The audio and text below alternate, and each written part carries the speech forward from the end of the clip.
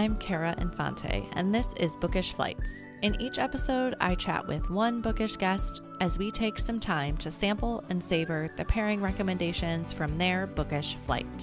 We hope to give you suggestions to cultivate your TBR list and nurture your leisure time through books. In today's episode, I am chatting with Sandhya Gokal. Sandhya is a pharmacist and health coach with over 12 years experience. She specializes in making healthy habits so fun that they become superpowers. She's been a bookworm since the age of 7 and consumes at least one book a week, often reading multiple at a time on many subjects. She has a particular interest in mythology, children's books, and fantasy fiction. Sandhya loves diving into the world of stories and bringing back lessons to experiment with in the real world. Welcome to the show, Sandhya. Thank you for having me, Cara. I'm so excited to be here. Yes, listeners, she was just telling me that it's midnight where she's recording. I'm like, oh my goodness, bless. Like, thank you so much for being on the show with me at this time. No worries, no worries. I've got a 10-month-old, so I'm often up at this time anyway. So, can't complain on that one. Yeah, your body is trained, right, for these late nights. So, Yes. well, this is a great bio about you, but I sometimes feel like we're so much more than that. So can you tell us a little bit about who you are? Yeah, so like I said, I've been a pharmacist for 10 years and I have like this really big interest in health. I really love kind of diving deep into someone's health and seeing what makes them tick. And particularly, it's not just the physical side of it. I really like exploring people's inner landscape and just seeing how they function and why they do what they do.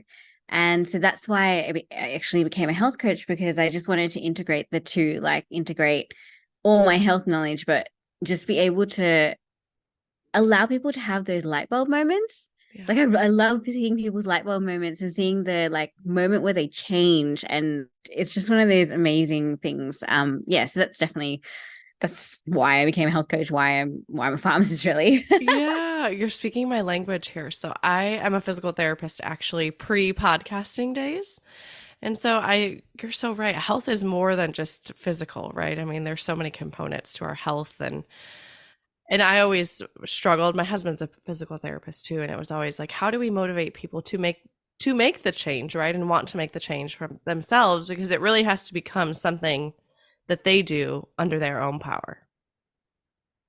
Yeah, I totally agree. And I found that if we connect it to fun, that's the reason anyone does anything. I know like there's a lot of people who say the reason we do everything is because we want to be happy. Yeah. But I honestly believe it's just because we want to have fun. That's why we're here, to have like really great experiences. So it's just one of those things where I found that if I connect something like health, which a lot of people see as boring, I don't know why, it is quite fascinating, but people see it as boring. It's something like that becomes a chore. And so if you kind of add an element of fun to it, it just becomes this really cool thing. And it really is like a superpower. If you have good health, you just feel like the energy rushing through you and you can just get everything done. It's so cool. So I really like kind of instilling that sense of fun into health habits, because that's what's going to move the needle. That's what's going to make it like a consistent thing. So, yeah. Yeah, absolutely. I think that it just could feel like another thing on your to-do list, right? And that's what I feel like. I mean, from PT, right? It's like, okay, here's your exercises. And it's like, it's just another thing you have to tack into your day and figure out how to get them done. But truly, right, if your body's not functioning, you're not going through your days with the ease to have fun, probably. Exactly. Have you ever found as a physical therapist, you get people coming back and saying that the exercises were different than what they expected or better than what they expected? Yeah, I feel like sometimes they're like, oh, well, yeah, it really is that simple, right? And I'm like, yes, it really could be that simple. Like, just pay attention to your own body for 10 minutes in your day, and that could be all you need, right? What I really found, though, is a lot of times people will come into the clinic for the first time and they're like, oh, I was doing this exercise, it just felt really good. And I'm like, well, that's actually one of the exercises I would have given you. I do feel like there's a lot of intuition as well in our own bodies to kind of move to ways that make us feel good, or if you're having an ache and pain, like how to try to stretch it out. There's a lot of intuition. And I just think that maybe if you're not trained, as a body worker, let's say that you don't trust that intuition. You're like, I need an expert to tell me what to do. And I'm like, no, you were already doing things I would have told you to do. So you're like on the right track. Like, let's just give you a little bit more to help progress you. Yeah, that's exactly right. I love that. Definitely follow your intuition. Yes. Yeah. And I think, I don't know, like I just would find that people wouldn't trust their intuition. Or I think with an injury too, you're maybe afraid like you're going to hurt yourself further, or you don't want to do the wrong thing, quote unquote. So, yeah, I think there's maybe was a lack of trust until you come to us. I'm like, yes, no, here's what you need to do, and trust it, feel it, trust it, listen. On the one hand, that's a good thing because at least they're not listening to Dr. Google, which can be a little bit iffy sometimes. You sound like you're really busy. I mean, between being a health coach, being a pharmacist, you're a mom of a 10-month-old. Like, your schedule is full. How do you find time to read in your days? Oh, I take any opportunity I can to read, even if it's just 5 minutes. I'll choose a book that I have read before and I will just go to town because it's something I can relax into. I don't really have to concentrate too much because I know the story behind it. Yeah. And I can just have fun. That reading is my relaxation. So Yeah. any opportunity to read. Yes, absolutely. And I tell people all the time, like, don't be afraid of the 5-minute blocks of time. Yeah, that's exactly right. Yeah. And if you have it there, right, in proximity, like it's easy to pick up. Yeah, I've got into the habit of only really buying books that I have reread at least twice. Okay. And it kind of keeps popping into my head because I'm like, if it's popping into my head, I'm definitely going to be reading that again. So Yeah. my bookshelf is actually full of things that I've already read, but I just keep going back to. So Yeah, I love that. Are you reading to do you have a son or a daughter? a little girl, A daughter. little girl. Okay, are you reading to her already? Yes, I am. Actually, we that was like the first thing we trained her to do was to turn pages in a book. And That's so everyone who cute. knows me is like, "Oh my God, that's so typical of you to like your daughter is going to be reading by the time she's like 1." And I'm like, "Yep. That's the goal." Yes. Oh, that is so funny you say that. My cousin just sent me a picture, flashback to like circa when I was age 12, and I had a book in my hand, and it was like a Christmas Eve. We would spend every Christmas Eve together with my dad's side, and there I was, book in hand, at the Christmas party, and I was like, "Yep, see, proof in the photo there that was bookworm all my life." It's funny that you mentioned that. This might be going off track a little bit, but have you ever heard of the Danish custom of you wear your pajamas and you read all day on Christmas Eve? I was like, I Yes. need to incorporate this in my life. My friend just sent that to me yesterday, and I was like thinking in my head, are my kids old enough? Unfortunately, they're 8, 5, and 3, so we're not quite there yet where I think we could make this happen as a family. But trust me, we do a lot of read alouds, and I'm like, all right, like we're all sitting around and we're all reading a book, and now we're to the point where we're reading like more middle grade, like shorter chapter books. Um, and my 3-year-old might be running around, but the 8 and 5-year-old are pretty engaged in the story. If we get the right pick for both of them, they're pretty engaged, which is just makes my reader heart so happy that we're all Oh, that's together. amazing. That's definitely something I want to be doing when she gets older as well. Yeah. Yeah. And I would say just like, especially in these younger years, like let them be busy. They're still hearing the words and they're still taking it in. But if they're doing a puzzle or playing magnetiles or doing something that's their hands busy, as long as they're quiet, they're still listening. I love that as long as they're quiet. I definitely agree. Yeah. Yeah. So it's fun though. I love it. So you'll have a lot of fun with her. Okay. So and then it sounds like you've always been a reader as well. Yes. So I started reading when I was 7. I was one of those kids that was always in the library. I kind Yeah. of knew where everything was in the school library. And I would spend my lunch times there. And the first series I read was The Babysitter's Club. And I Me just remember being like, too. yes, it's such a good series, right? I just remember reading it and being like, oh my God, these are teenagers and they have a business. Like, they are living life well right now. Yes. Yeah, it was like aspirational. You're like, okay, yeah. Yeah, and I identified heaps with Karen as well. But anyway, that's going off track. But I've definitely been a reader since then, Yeah. and that kind of just carried through all through high school. I used it. My family has this running joke that I if I was in the house, there was at least 3 books open somewhere within my vicinity. Even Like, now, oh, my uncle will. Sandia was here. We see this book trail along the house. Yeah, pretty much. Even now, my uncle will be like, "Oh, you're here. Where are your books?" And I'm like, I'm an adult. I keep my books in my bag now. I don't just leave them lying around. I have a tote to carry them all in. Yeah. That is the beauty of having a diaper bag all the time, is like I always have a book shoved in it too, and it goes with me everywhere. And so I will always have a book no matter where we're at. Where I feel like if pre-kids, I would only have maybe a little purse, which maybe wouldn't always fit a book. So now it's like I always have one. Yeah. Well, I do that too, but sometimes that's the first thing to go if my husband checks the bag. He's kind of Mm. like, you don't really need that book in here. I think we'll take that one out. And I'm like, oh, but what if what if she falls asleep in the car? I really need my book. Someone was telling me the other day that it's like their book was like their security blanket that they carry with them everywhere. And I was like, I love the way you've put that because it's so true. Yes. Oh gosh, that is the best example. I'm using that. This is a good time. We had talked in our messages to one another about how books were impactful for us, and have kind of lingered with us from childhood to adulthood. And can you tell us a little bit about that? Yeah. So I just find books such a great way to, I guess, expand my perspective. I really like them, not just as an escape. Like they are really great to escape from the reality of life, and especially if something's stressful in real life, it's really great to be able to escape to another world. Yeah. But I also think it just provides us, first of all, into the mind of the author, who clearly has a very different worldview. Yeah. And that's something that I really love to do.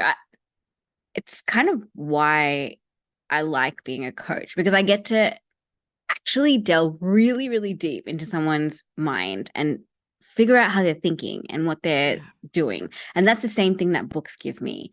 And so that's definitely the first thing. But it also, I just really like exploring new worlds. And I find that with fiction, you just get to see how deep a person's imagination goes and how deep the worlds they've created is. And I just think that is just so incredible. I can't even describe to you how incredible I find that. It's just, yeah, it speaks to my imagination, and I can see things and visualize things, and that just takes me to a different place. And I usually come out of reading a fictional book just feeling so excited and so full of energy and life. Like I just want to run and do things. Yeah. So that's kind of the impact that reading has had on me. Yeah. Do you think that it's more I know in your bio we talked about you liking the fantasy genre. Do you think that that is the genre that really, with the world building and things like that, that you get that jolt of energy, or can it be all types of books? It's all types of books. Actually, one of my favorite genres of books is boarding school books. Okay. Particularly in the kids sector, because they are really quite simple. They don't necessarily need to explore all the underlying issues that come with boarding schools. But in the kids sector, they're really just nice, simple things. They always have really fun activities. They're always doing like creative things because they have to. They have to create that creative environment within the school because there's no one outside of that to do that. And I don't know. That still gives me the same type of energy. Fantasy books definitely do, because they are an escape, and they generally do take you out of this world completely. But boarding school books just have that little touch of reality, and so you kind of like, oh, I can imagine myself in that situation, but I'm not in that situation, so it's still new and exciting. Yeah. And I have felt what you're talking about in when I've been reading these chapter books with my kids. And because going back, and I really don't remember reading like Trumpet of the Swan or Charlotte's Web. Like I know I read those as a kid. Like Some of these have even come from a box of books my mom has saved. So it's like I know that I read them, but I don't remember the story. And like you're saying, these simple storylines, but such profound messages within them. And it's like, wow. Like, and that's what I tell people when they're looking for read alouds with their kids. Like, make sure it doesn't have to make an impression on you per se, but like, make sure you're enjoying the book too, because there are so many books out there that like, no need for you to like muster through something. You're like, I'm not really into this story, even though I'm reading it to my kids. Find the books that resonate with you too. Yeah. And the incredible thing about kids is they're like blank slates. You could choose a book that you loved as a kid and they will not know any better. They'll probably just enjoy it because you enjoy it. So yeah, 100% agree with that. Like definitely choosing things that you're interested in. Actually, it's funny, Charlotte's Web. Every time I think of Charlotte's Web, I think of the word smorgasbord, and I love using that word. I don't know why, but I'm like, it was from Charlotte's Web. Templeton used it. I love that, because that is such a fun word. And I'm like, I love that you associate your reading life with smorgasbord and you know the exact book. You can pin the exact book that you got it from. Those are memory goals that I don't have. I'm like, those are memory goals for me. You have also prepared for us an awesome book flight. So while we're in this, we're talking about books. Can you tell us a little bit about how they pair together? My book flight is all about fun and how I have created this love of fun and fun styles. And I'm actually studying fun at the moment because I'm just so fascinated by it. So the 3 books I chose are things that really impacted how I see the world and how I try and kind of extract the fun out of whatever I'm doing. Even if it's something that I really don't like doing, I do try and find something to have fun with. Yeah. It's kind of like the whole Mary Poppins idealization that, there's fun in everything. So you can definitely, you can definitely find it and make it work for you. So that's kind of the idea behind the books I chose today. Okay, I love that. And I'm thinking in my head, I'm like, I want to be your friend. Like, if you're inserting fun into everything, like, come insert fun. Enjoy, right? I love it. Yeah. So, well, okay, what is the first book of our pairing today? So the first book is pretty much my absolute favorite book. It's called Mr. Galliano's Circus. It's by Enid Blyton.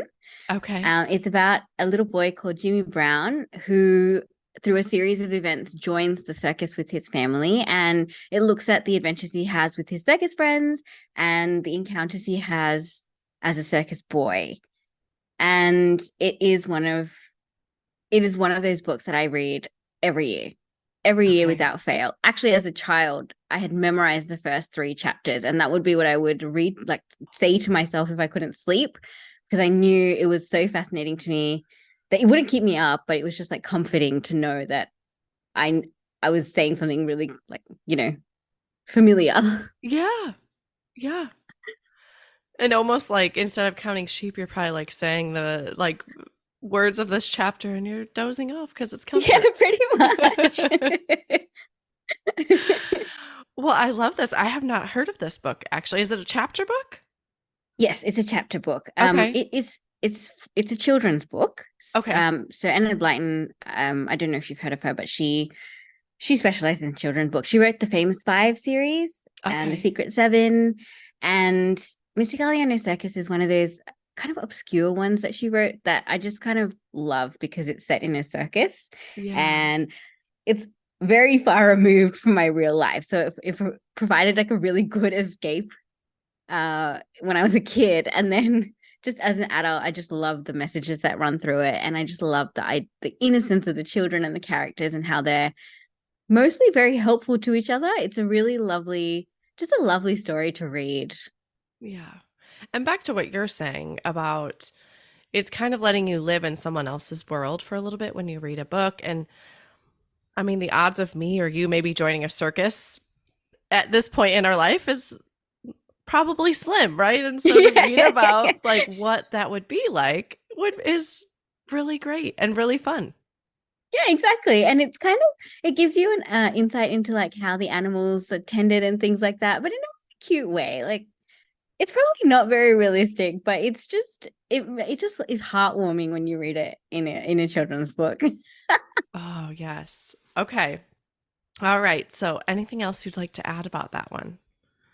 So I really love some of the messages that it sends out, and I think it's one of those books that is should be a staple in any kid's life. And it's actually, you know how we were talking about sharing books with our children, Yeah. it's definitely one I would recommend in that kind of situation, Okay. because there's a lot of scope for discussion, um purely because it's, again, so far removed. And you know, being friends with an animal, like that's just a cool thing to be able to do. So I think Yeah. it definitely has scope for a lot of discussion, a lot of family bonding, and things like that. Oh, well, this is good because we're recording pre-Christmas, listeners. And I'm working on like a book for each kid when I'm going to get them. And I'm like, okay, yep, someone's getting Mr. Galliano's Circus. So figure out which Awesome. one. I'm glad. Yeah. But yeah, and I think that even, right, like approaching animals from the sense of the kindness that you're showing them, right, or treating people. And like you said, the children within the books are helpful to each other. And sounds like that's really great themes as well. Yeah, there's a line in the book that just fits so nicely into the personal development world. And it's Jimmy was listening to a groom talk about how to tend horses. Okay. And the line is, Jimmy knew the information he was getting, but he listened carefully anyway, because he knew that he could always learn something from someone who knew more. And every time I'm thinking like, oh, I know everything about the subject, that line comes back to me and I'm like, no, I don't know everything about that subject. I should listen and Yeah. just see if I can get something out of this conversation. So that's definitely, like, it's good for adults and children in that sense, because it does have Yeah. something you can get out of it. So yeah, it's my all-time favorite. I could talk about this book all day. So. Well, thank you so much for sharing it with us. And some of the listeners, they may have read this, but I'm like, it's definitely a new book to me. So thank you for sharing that one. No worries. What is the second book of the pairing? So the second book is a book I think really embodies fun. It's Pollyanna by Eleanor H. Porter. Okay. And I have to admit, I watched the movie of this one before I read the book. Okay. But I had to read the book after watching the movie. So Pollyanna's about a little girl named Pollyanna. She's an orphan, and she's sent to live with her Aunt Polly in a town she's never been to before. And her father was a missionary who taught her how to play this game called the Glad game. And so in any situation which was any Okay. unwanted situation, he taught her to find something to be glad about it. And the story is basically about how she changes the lives of the people in the town just by playing this game for any situation she's in, or even on behalf of some of the other characters. Okay. And it the her I guess strength of mind is tested when she has like a very serious accident, and she has to then, I guess, play the glad game in a situation that is really difficult for her. So Yeah. that book for me is the embodiment of fun, because she goes around changing the perspectives of adults. And as a kid, when I read this and watched it, I actually thought, I was quite young, so I thought all adults are really grumpy and all kids are really fun. Yeah. The only way to interject happiness is have children around. Yes. Okay, not that far. Yeah. But yeah, it definitely was an awakening to figure out that as an adult you could still be fun. Um, Yes. so I really love how, yeah, it's just a changing in perspective. I actually didn't even realize anything about like negativity bias or anything like that before I read this book. But Okay. as an adult, when I do all my personal development and training for coaching and things like that, I'm like, oh my gosh, I have done this, but I've just done it in a really different way based on a children's book. Like I didn't do it based on something that I learned in philosophy or a nonfiction book or anything like that. So yeah, it's definitely one of those books that has had an incredible impact on me, just based on it. At the time, actually, it was an experiment I did. I wanted to see if you could actually play the glad game in real life, if it was a thing and if it Yeah. would work. Okay. And I kind of trained myself. I think I was like 9 when I read that. And I trained myself to be able to see the positive side of situations. And it's not a skill, I think it is definitely a skill that needs to be learned. It's not a skill that people have normally. So I feel like just having that perspective from Pollyanna gave me a real advantage, especially during really, I guess, dark times in life. Everyone has dark times in life. So Yeah. it was definitely something that enabled me to sort of stay afloat and not succumb to like the darkness. How's that? Yeah. That sounds a bit weird. No, it makes sense though. And I think you having read that book at such an impressionable age, right? You saw that it was possible, right? Like it was possible to look at the positive side of it or play the glad game. And I think that's amazing. I mean, this is what books give us right there, is that impression as a child that as an adult you could change your, mental state around the situation. Yeah, it's a really great book to read as a kid because exactly what you said, that's when we're learning everything. Yeah. And the idea goes so far. I feel like with adults, we know so much, especially nowadays. Like it's so easy to get information about everything that when you learn it as an adult, you're always a little bit suspicious. You're always kind of like, it won't work. I don't think it'll work. But Yeah. as a kid, you're like, yes, that definitely is possible. Like I remember being told it's a bit of a ridiculous idea to be able to see the positive in everything. Everything has a negative side to it, of course.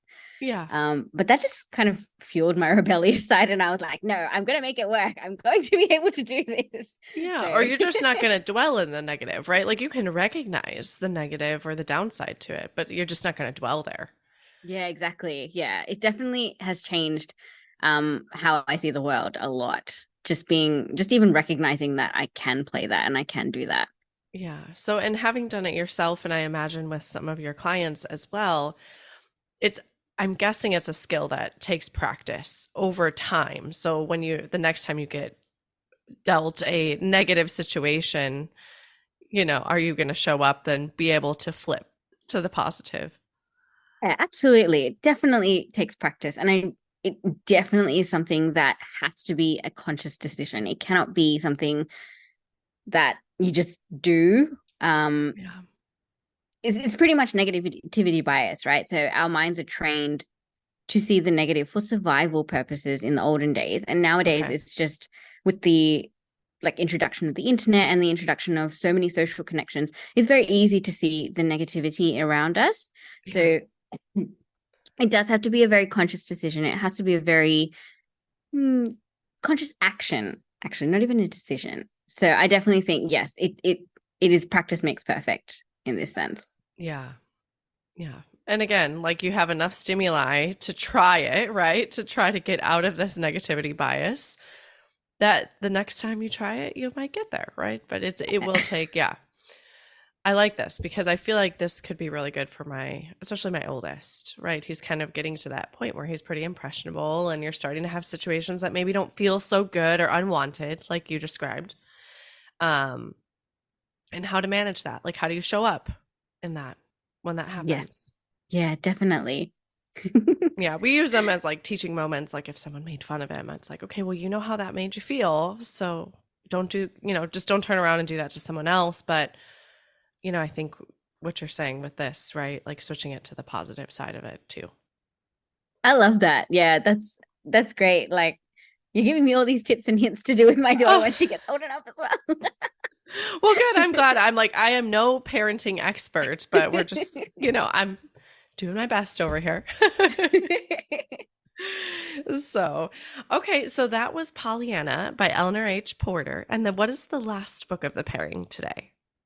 So the last book's probably the most fun one. It's called The Lives of Christopher Chant by Diana Wynne Jones. Okay. And it's about a boy called Christopher Chant who is constantly trying to create the life he wants, despite the constraints of societal expectations for him. So his parents and his uncle and his teachers all have different ideas of what he should do. And all he wants to do is play cricket. And it's really funny because without giving away too much, the series is called Crestomanci. And in this particular book, you find out that he's a 9-life enchanter, which is the requirement for becoming Crestomanci. So the book is just a way, it's pretty much a recounting of his life from when he's a very small child up until he becomes this all-powerful enchanter, and how he uses his creativity to accept his fate and just go crazy and have fun with it. Okay. And throughout the whole book, you can see that he's just like, I just want to do what's fun. And everyone else is like, no, you must do this other thing. Yeah.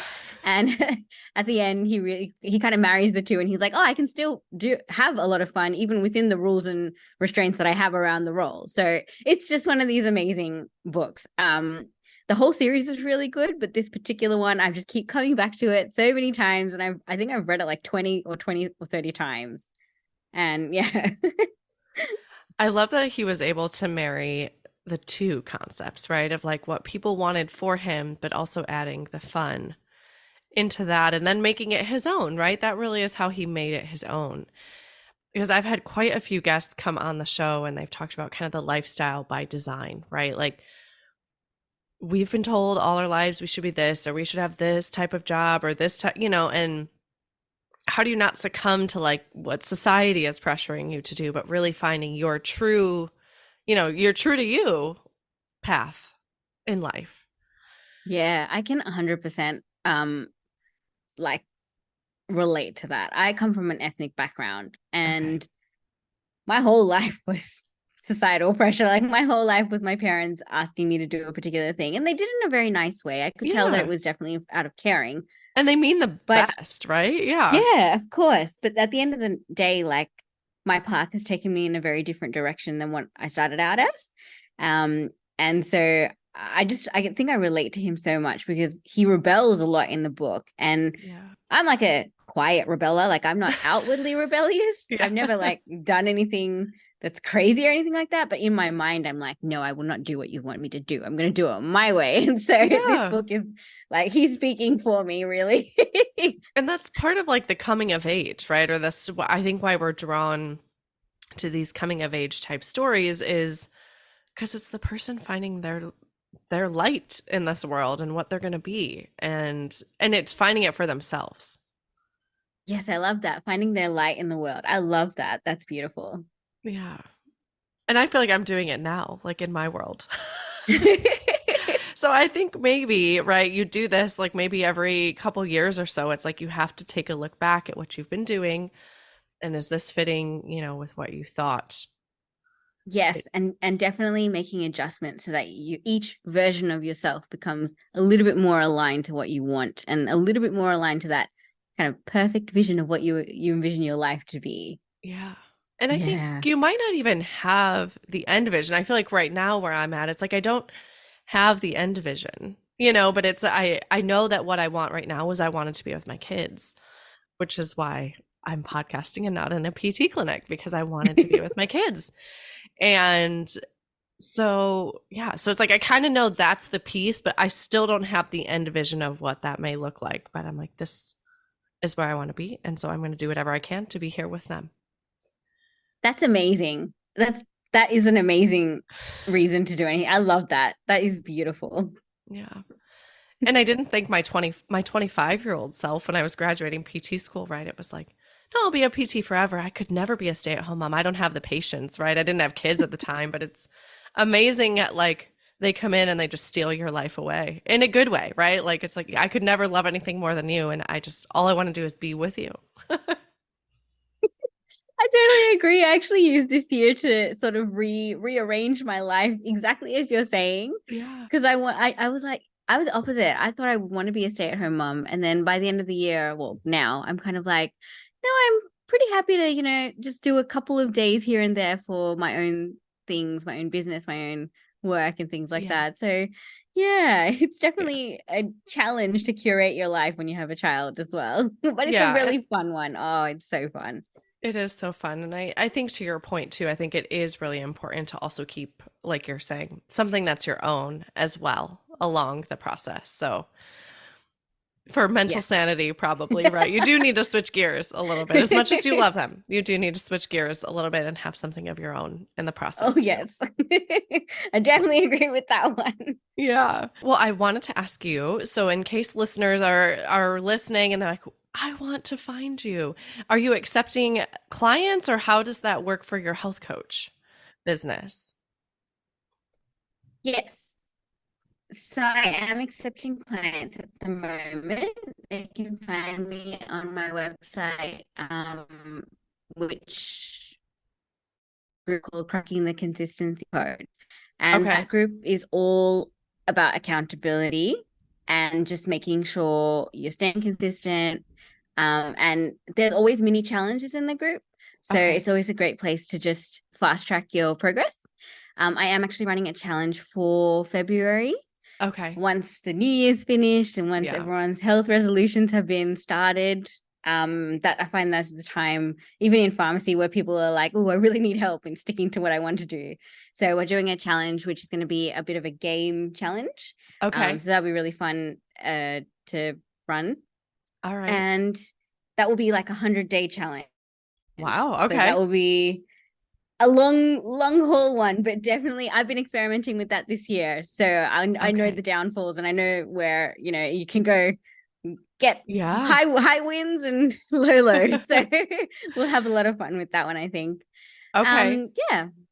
All right. Yeah, I just figured we had already switched gears to talk about books, but I'm like, I want to make sure I ask her how we can contact you or if people are interested in finding you, where we could find you at. So I'll have that in the show notes as well, listeners. So if you're driving, don't worry about that. I'll have it all in there. Well, how I love to end the show is with our bonus pairings, and these are just a speed round of questions. So you can answer these really quick. This one, what is one book you've read that has changed your life? Power of Habit by Charles Duhigg. Okay. Yeah, it just got through to the experimental side of my brain. Every time I do something now, I'm like, oh, where's the science behind it? I really need to know how I created this habit, where it came from. So yeah, that I one. love that. And then do you prefer audiobooks or hard copy? Hard copy. Oh, there's nothing like the feel of a real book in your hands. I totally agree. And then where is your favorite place to read? Probably on my balcony. We have a lovely view of like a grass field, and I've got an egg chair on there, and I can always have a cup of tea. I love that. And yeah, just out there is definitely a lovely place. That sounds really peaceful. And then Definitely. lastly, what are you reading next? Okay, so remember I told you I read multiple things. Yep. I've actually got 3 in the pipeline. Okay, well you can give it to us. I'm reading The Six Tudor Wives, The Okay. Six Tudor Queens, sorry, by Alison Weir. I'm on to the second one, Anne Boleyn. Okay. And I'm reading One Good Earl Deserves a Lover, which is by Sarah McLean. It's a historical romance and it's amazing. And the last one is my nonfiction for the month. It's called Flow by Mihaly. I'm going to say this wrong, but Csikszentmihalyi. Okay. And that's actually a book about enjoyment and getting into flow states and how to create fun. So that's definitely, it's an interesting read. Yeah, sounds like it's right in your wheelhouse there. Yes. Well, I had one book. Normally, I will try to give a dessert pairing if I've read books that are kind of that fit the book flight. But I had one book that I was thinking of that I think you might enjoy, and it's not a children's book, which is why I didn't tack it into the book flight. But it's called The Happy Life of Isadora Bentley. Have you read this? No, I haven't. But I'm going to add so it right down. it's by Courtney Walsh is the author. And Isadora is a very unhappy adult. Or she's just kind of like going through life, right? Going through the motions. There's not much, to wake up. I mean, there's stuff to wake up for, but it just is very monotonous. And she reads, I think she was tasked with writing an article. She's a journalist, I believe, about writing 30 ways to be happy. And so she, like you're kind of been talking, is she decides to try out these challenges herself and see if she can really, if happiness is really attainable by doing these things. And maybe she didn't write it. Gosh, I should have looked this up before I talked about it, but it like comes on a whim. So I'm like, okay. But she either read the article or she wrote it, but she decides to test it for herself. And she ends up meeting some really great people along her path. And she was pretty lonely before the experiment, but it's forcing her out of her comfort zone to put herself in these social situations, try new things. And she meets some really heartwarming characters along her journey and it just changes her life. And so it really, I don't want to give too much more away without spoiling it, but it's a really lighthearted, clean romance, but it's all in that pursuit of happiness. So it kind of fits with our book flight theme. It is an adult book though.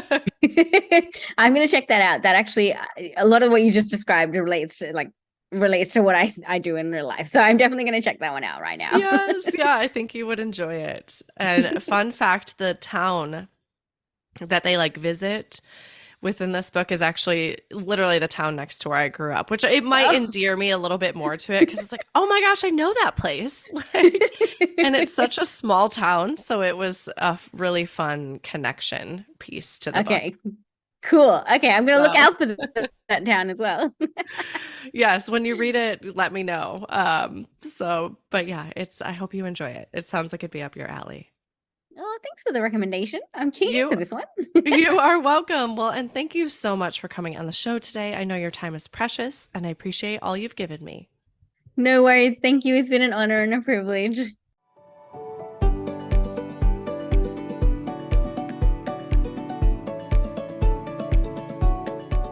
Thank you so much for listening to this episode today with Sandhya Gokal and her book flight of fun. We'd love to hear what other books you'd pair with this book flight at bookishflights.com. That is also where you can find more information about today's book flight or other books that we talked about. I want to inspire a community of readers. So whenever you share a post about what you are reading or what you are reading next, especially if you have heard about it on the show, please tag us on Facebook or Instagram at Bookish Flights. If you enjoyed the show, please head over to Apple Podcasts and leave a review. Your review not only helps the show, but it also helps the podcast to reach others. Make sure you are subscribed on Apple Podcasts or Spotify to make sure you will not miss an episode. That's it for today. Thank you so much for listening. As Emma Thompson said, I think books are like people in the sense that they'll turn up in your life when you most need them. Cheers to you, dear readers. Until next time.